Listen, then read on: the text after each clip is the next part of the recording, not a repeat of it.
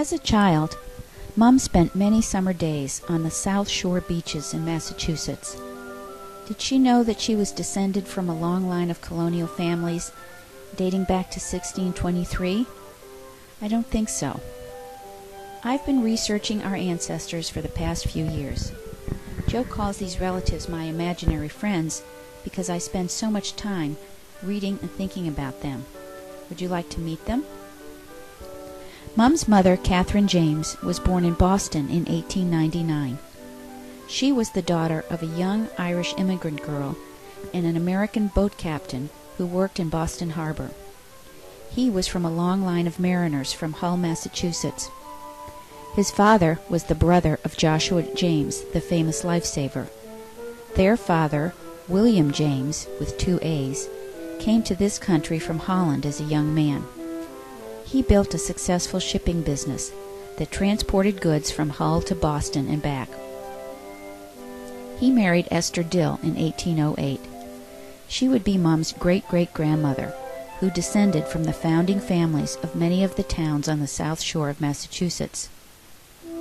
So here is our ethnic background. Dad was 100% French-Canadian. Mom was half Irish on the Moriarty side, and on the James side, she was 2/8 Irish, 1/8 Dutch, and 1/8 English. All of her English ancestors, Esther's people, arrived in this country in the 1600s. 3 of the families lived on Plymouth Plantation for a while. All of the families were salt of the earth. They married, worked hard, farmed, fished, helped run the towns, and had lots of children.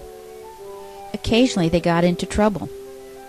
Because the colonials kept such good records, we know a lot about them. Let's start with the Dills. Esther's father, Nathaniel Dill from Hull, was a fifer in the Revolutionary War.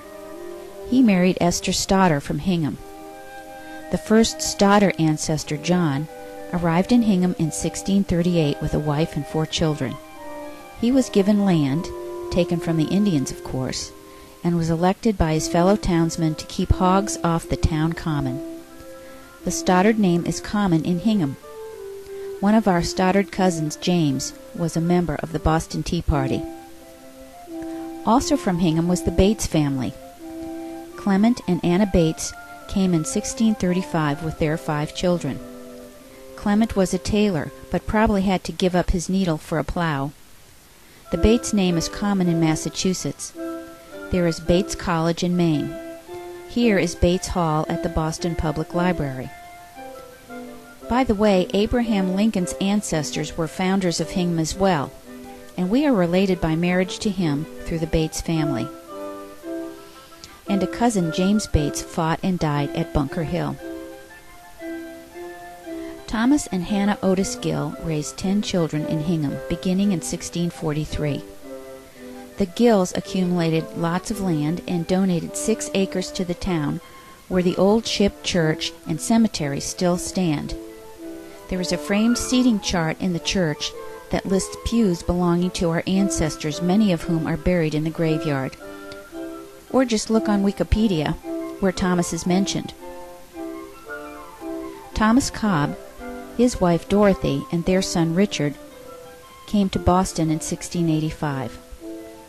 Blacksmiths by trade, the early court records mention father and son on several occasions. Once, Richard was fined over a pair of iron wheel rims that he was paid for but never delivered. Richard moved to Hingham, where he married Esther Bates. They named one of their daughters Jemima. Yep, one of our great-grandmothers is named Jemima Cobb Stoddard. George and Mary Lewis came to Plymouth in 1635 with 5 children. The Lewises were Puritans and moved to Cohasset to join a church that had splintered off from the Plymouth Church. The pastor, Reverend Lothrop, then led his loyal flock to Barnstable to practice religion in the way they saw fit away from the Plymouth colony. The Lewis name is common in Barnstable. The Bible, from which the early settlers read almost 400 years ago, is preserved at the town library. John and Margaret Otis were in Hingham when land from the Indians was first divided among the settlers in 1635. Upon the death of her parents, Their daughter Hannah, our grandmother, received these items mentioned in the will. But her oldest brother John Jr. inherited most of his parents' land, became quite wealthy, and sent his sons and grandsons off to Harvard. So we have some very famous Otis relatives in the family. Samuel Otis was one of the first U.S. senators. His son Harrison was one of the wealthiest men in Boston. You can visit his home today. Samuel's sister, Mercy Otis Warren, was an author, a playwright, and a close friend of President John Adams and his wife Abigail. In her spare time, Mercy was a needlepointer, and you can see this card table she made at Pilgrim Hall in Plymouth. Her sister Hannah was also talented with a needle. One of her samplers hangs in the Museum of Fine Arts. And then there is cousin James Otis Jr. A lawyer in Boston, he helped start the Revolutionary War with his fiery rants against the British. Here is his most famous statement. He was often inebriated and could become volatile.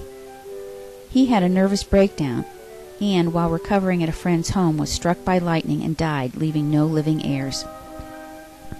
Poor cousin James. The Bosworths arrived in 1634. Great-grandfather Edward died on deck as their ship from England entered Boston Harbor. His widow and 4 children moved to Hingham and accumulated lots of land, including a plot on Brewster Island in Boston Harbor. Son Nathaniel and his wife Bridget Bellamy raised a large family in Hingham, gave each adult child a farm, and then moved to Bristol, Rhode Island, to accumulate more land. They built the first wooden house in Bristol, which still stands. Nathaniel's grave is in a local churchyard. William and Esther Hilliard were a founding family of Duxbury. Grandfather William owned a grist mill there. The Duxbury colonists were not too happy about the fact that he allowed his dogs to run around inside the mill, and the constable slapped him with a fine. The Hilliards lived in town at the same time as some of the famous Mayflower passengers, Miles Standish and Priscilla and John Alden. William was a carpenter by trade and maybe helped to build the Alden House, which still stands today. Let's head on up to Scituate. Grandparents Ephraim and Elizabeth Kempton arrived probably around 1630. Ephraim was a London tailor, but like our other grandfathers, he gave up the needle for a plow and a fishing boat. Court records show that he mouthed off to a constable one day and was thrown in the stocks for a few hours. Grandfather John Bryant of Scituate came to Plymouth as a child with his brothers, mother, and stepfather. As an adult, he moved to Scituate with first wife Mary Lewis. He became a well-respected man of the town. Grandfather John is mentioned in court records several times. Not only did he serve on many juries, but he filed complaints against his neighbors because he thought that they were sneaking onto his property to cut down trees. When Grandmother Mary died, John married twice more and fathered 19 children, which might explain the popularity of the name Bryant in New England. Esther's great-grandparents times 6, George and Juliana Morton, were her first ancestors who came to the New World in 1623. They were such an important part of Pilgrim history that I will tell you about them at another time. So that is what I know so far about our English ancestors on the South Shore of Massachusetts. I wonder how much of this history Esther Dill really knew. As a mother of 10 children in Hull, she probably didn't have much time to think about the 6 generations before her or the 7 that would follow her into the 21st century. Esther's story in Hull will also have to wait for another time, but it is clear that the strength and courage of her ancestors were with her until the day she died. Mom passed those values on to us, and we will pass them on to our own children and grandchildren. There is an old English saying that Mom used to chirp when she tucked us into bed at night. Good night, sleep tight, and don't let the bedbugs bite. Why did she say this, I used to wonder as a child. Well, now, perhaps we know.